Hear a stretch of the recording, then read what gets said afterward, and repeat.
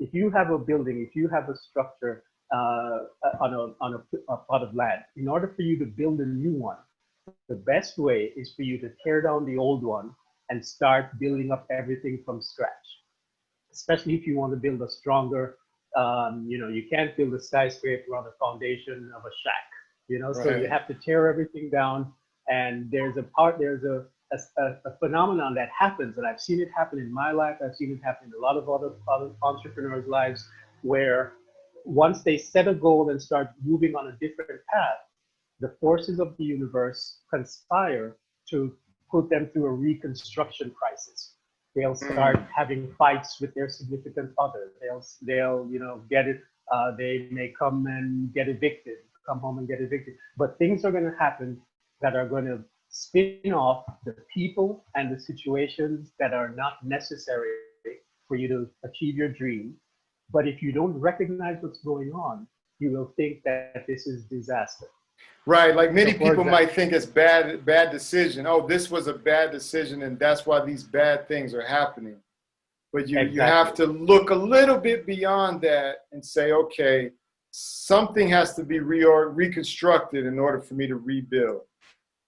Absolutely. And one of the first things that tends to go are the people in your life who are simply not vibrating and resonating at the same frequency that you are.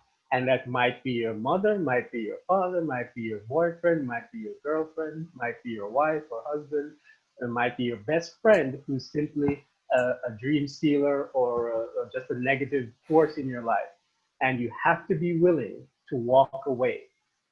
And for a lot of people who are attached to their families, that may be a challenging thing. But I really believe that you have to be able to look critically at the people in your life and realize that they may be holding you back from achieving what you need to achieve. So you need to be able to walk away. That's something that I can do just because of my own personality, but it is a challenge that a lot of people go through that I at the very least, I guess maybe you just shouldn't talk about your plans to certain people who can't understand them. But I take it a step further, and I actually cut people out of my life because I understand the power that their negativity may have on my success. I remember a Jim Rohn quote where he said, stay in touch, but just out of reach if you're dealing with, because some people, they want to be cordial and keep the relationships of their family and friends alive, but they don't want to allow it to disrupt their dreams. So maybe that's also a way, just kind of, because there is a boundary around what you can do with your life. And I think also Les Brown says, don't let other people's opinions become your reality. Exactly. And so those are two that I remember. Yeah. And that's exactly what happens if you think about it. The reason that I ended up in civil engineering was because of following someone else's opinion of what my life should be, which, Miss Huey had all good intentions, and that is a practical decision, but it just wasn't me. I have a lot of respect for people whose passion is engineering in whatever format, but that just wasn't why I chose to come to the planet. And that brings us to your formula. Would it be good for us to go into that, or do you think we should lay any more background for individuals before we go into your passion profit formula? Well, I would tell people that you're here for a reason. One of the things that I think has helped me is that I realized that I'm here for a purpose. This is just not some random excursion, with no purpose behind it, where we evolved from monkeys and we're just here to, make Bill Gates rich. Just click on apps and then die. Right. Right, exactly. This doesn't sound too good, huh? So you are here for a reason. So one of the things you have to ask yourself is, why are you here? In fact, I'll take it a step further. And I will ask, why did you choose to come here? Because one of the things that I think is empowering is if you just think you're here by random chance, then there's no real significance to your presence here. and then you're likely to do anything that will bring you money, or you're likely to dispense with your morals and your ethics just for the sake of survival. But if you adopt a philosophy that says that you chose to come here, you chose this manifestation, you chose these parents, you chose these situations, you even chose to work at the Port Authority for 7 years before moving on. Why would you have chosen to do that? What is the thread that you can see in your life that gives you some clue as to why you came here? And there's a lot of benefit to be had by learning your personality type, learning your Myers-Briggs personality type, figuring out what life theme. There's a concept called the life theme, and if you look up some books by Sylvia Brown, she talks about the 44 life themes. Try and figure out why did you came here. Are you a catalyst? Are you an activator? Are you a cause fighter? Are you a guru? Are you a teacher? Are you a helper? Are you a healer? If you look at some of these life themes, some of these personality types, you'll start to see that you fall into one of them, and that can give you some clue as to why you are here. So that's one of the most important things to decipher as you move forward. Because now, let's say, as you mentioned, we're in a pandemic and you're looking for things to do that can generate money, but you should also look at things that fulfill your purpose for being here, because that's where you'll find the most success, in my opinion. And that's where things will fall into place more easily, because you will be in alignment with the reason you chose to come here on the planet. I really believe in that as well. And I think that's there's this alignment that happens because you've had this, let's say, crisis or dramatic event that's caused you to jump, or you decided to jump.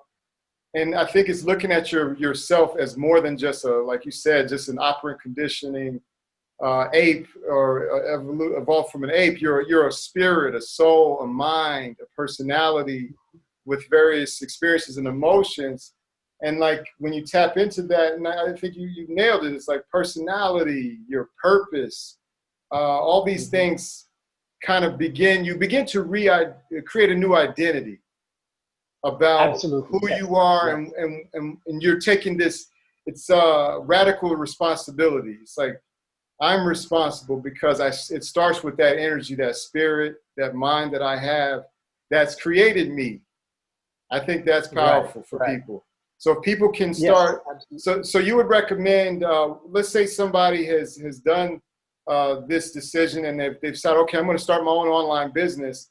So would it be maybe reading a couple of particular self-help books or personal development books, taking some of these personality tests, and then like discovering your purpose? Right. So in my book, Turn Your Passion into Profit, I go through what I call the cycle of success, and it does start with purpose. So the 4 stages are purpose, passion, product, and profit. Got it. Once again, purpose, passion, product, and profit. So the first step before you do anything else is to find your purpose. Find out why you are here. Find what are the things that interest you. Find what are the things, the threads that run through your life that identify you as a particular type of purpose, being here for a particular purpose. And I'll give you 4 options. There are lots of different personality types, but I've distilled them down to 4 general broad categories. And that is, are you a creator, a savior, a guru, or a guide? Now, even before I explain them, some of those words might resonate with you. Are you a creator? Are you here to create new things? Are you here to create music or art or videos or something new that didn't exist? I definitely resonate with that one personally. Yes, I agree. Are you a savior? Okay. Meaning, are you here to heal? Are you here to heal people? Now, you could also use your talents, to heal people. You could also use the painting and the creation and the music and whatever to heal as well. And then you know in your heart whether you're doing it just for the creative value of it or for the healing. So healer is the second purpose. So healer and savior are kind of hovering around the same type of thing? Yes. Okay. the operative word for the savior purpose is to heal. Got it. All right. Okay. Creator, savior, guru. Are you here to teach? Are you a Teach. guru? Are you here to teach? And then the final one is guide. And the guide is a somewhat nebulous category, but essentially we're talking about people who are here to shift people's thinking to another level. So you have people like Malcolm X, people like Martin Luther King, people like Oprah, perhaps even people like Bill Gates and Mark Zuckerberg might fall into that. A guide, people whose idea of moving the society forward on a much larger level.